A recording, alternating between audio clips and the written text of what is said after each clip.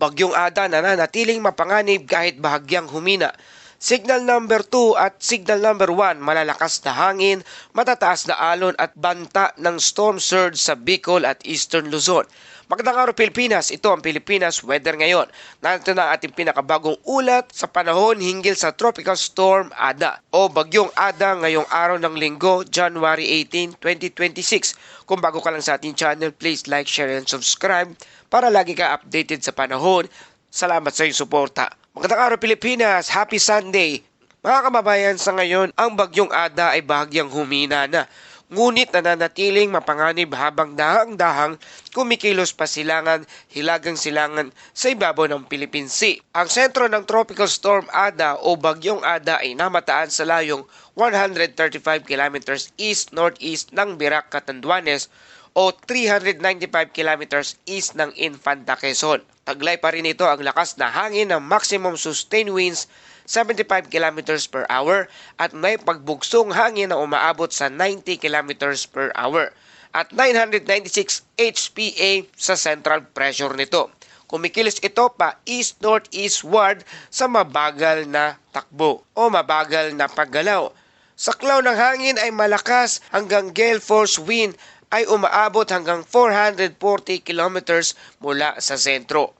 Kaya naman patuloy na nakataas sa ilang mga lugar na nasa ilalim ng Tropical Cyclone Wind Signal number 2 na may banta ng gale force wind at may babala ng 24 oras at may lakas na hangin mula 62 hanggang 88 kilometers per hour. Posibleng epekto ay minor hanggang moderate na pinsala sa buhay at ari-arian. Dito na sa Luzon, sa lugar ng Catanduanes, silang ang bahagi ng Camarines Sur at partikular sa Caramuan. Signal number 2 po sa mga lugar na yan.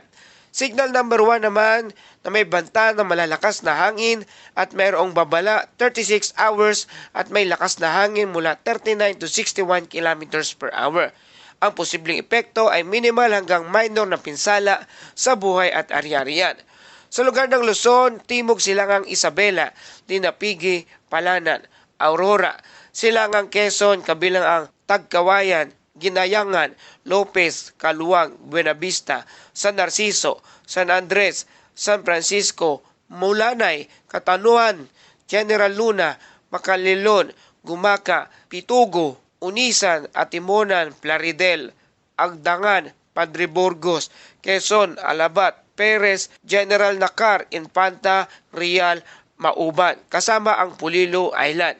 Kasama ang Marinduque, Silangang Romblon, Kahidyukan, Magdiwang, San Fernando, Camarines Norte at natitirang bahagi ng Camarines Sur, Albay, Sorsogon, Hilaga at gitnang Masbate, kabilang ang Uson, Mubo, Masbate City, Palino, Aroroy, Mandaon, Milagros, Balod, kasama ang Ticao at Burias Island. Sa lugar ng Visayas ay Northern Samar. Signal number 1 po sa mga lugar na yan. Malalakas na pag-ulan, mararanasan din ng ibang lugar na karatig bayan na may babala na posibleng mas lumala ang pagbaha at pagguho ng lupa lalo na sa mga mabababang lugar at bulubunduking lugar dulot ng tuloy-tuloy na pag-uulan. Bukod dito, ang northeast monsoon at ang palibot ng Bagyong Ada ay magdudulot pa ng malalakas hanggang gale force na bugso na hangin sa mga susunod. Ngayong araw, sa Batanes, Ilocos Norte, Abra, Cagayan, Isabela, Quirino, Quezon, Romblon at Eastern Visayas. At bukas naman, Batanes, Cagayan, Isabela, Quirino, Ilocos Norte, Abra, Aurora, Quezon, Bicol Region, Northern Samar. At sa araw ng Martes, January 20, sa lugar ng Batanes, Cagayan, Isabela, Ilocos Norte, Abra, Pangasinan, Aurora, Quezon, Romblon, Marinduque, Bicol Region, Northern Samar, Eastern Samar, Surigao del Sur at Davao Oriental. Kung mapapansin nyo, paulit-ulit lang yung mga lugar na yan. Ibig po sabihin, tuloy-tuloy po ang pag-ulan mula araw ng Lunes hanggang Martes. Kaya paalala natin sa ating mga kababayan sa mga nabanggit na lugar na yan, patuloy pa rin na masungit ang panahon hanggang araw ng Martes. At dahil dyan may banta ng storm surge na may minimal hanggang moderate na panganib ng storm surge na maaring umabot hanggang 2 metro ang taas sa loob ng 24 oras sa mga baybayin ng lugar ng Camarines Norte, Camarines Sur, Catanduanes, Albay at Sorsogon. Pinapayuhin po natin ating mga kababayan na huwag maglagi o tumambay sa dalampasigan sapagkat meron po tayong banta ng storm surge o biglaang pagtaas ng alon o tubig dagat. At para sa kalagayan ng ating karagatan, hanggang 4.5 metro na taas ng alon sa hilagang baybayin ng Camarines Norte at Camarines Sur, hilaga at silangang baybayin ng Catanduanes. Lupang mapanganib ang paglalayag sa lahat ng sasakyang dagat ay pinapayuhang manatili lang sa kanilang tahanan at sa pantalan. Maalong dagat hanggang 4 na metro sa lugar ng Eastern, Cagayan, Isabela, Aurora, Northern Quezon at Pulilo Island.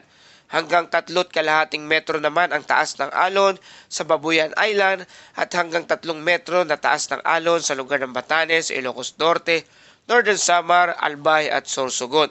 Katamtamang alon mula 2.5 meters sa Eastern Samar at 2 metrong taas ng alon naman sa lugar ng Romblon, Marinduque, Kalayaan Island, Siargao, Bukas Grande, Palawan at ibang baybayin ng Ilocos, Quezon, Bicol at Northern Samar. At dako tayo sa track at inaasahang galaw ng bagyong Ada.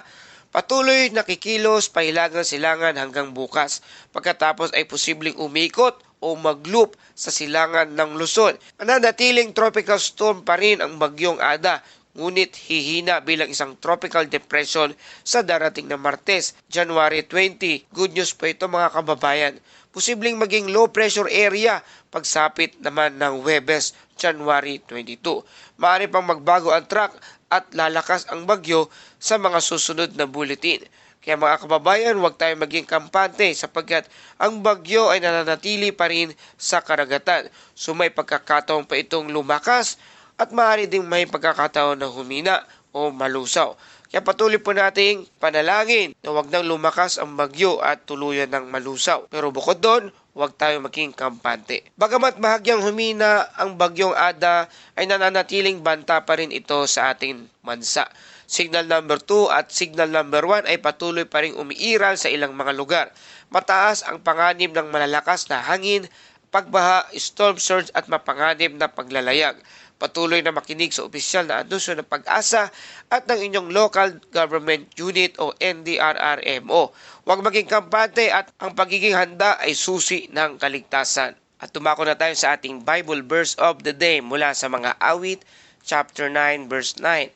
Si Yahweh ang takbuhan ng mga pinahihirapan, matibay na kanlungan sa oras ng kaguluhan. Mga kababayan, sa gitna ng mga balitang puno ng babala, malalakas na hangin, ulan at mapanganib, inaalala natin, pinapalalahanan tayo ng salita ng Diyos na may mas matibay tayong kanlungan kaysa anumang istruktura dito sa mundo.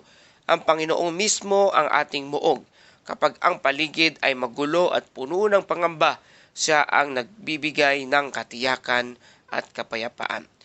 Hindi niya ipinangakong mawawala ang bagyo, ngunit ipinangako niya ang kanyang presensya sa gitna nito. Kaya ngayon, sa halip na matakot, piliin nating magtiwala, ihanda ang ating mga tahanan, ngunit higit sa lahat, ihanda ang ating mga puso sa panalangin at pananampalataya sa Kanya, sa ating Panginoong Hesus. Panginoon, Ikaw ang aming kanlungan sa oras ng kaguluhan. Turuan mo kaming magtiwala sa inyo ng higit sa aming takot. Bigyan mo kami ng kapayapaan at karunungan sa araw na ito. Ito po aming panalangin sa pangalan ni Jesus. Amen. At yan po ang ating balita sa araw na ito. Salamat sa iyong patuloy na pagtutok at pagtangkilik dito sa ating channel, Pilipinas Weather Ngayon. Kung nagustuhan niyo ating balita, please like, share, and subscribe para lagi kayong updated sa panahon. Salamat sa inyong suporta. Ito ang Pilipinas Weather Ngayon na lagi nagpapaalala, maghihanda, maghiligtas, mag-alerto. Ingat tayong lahat.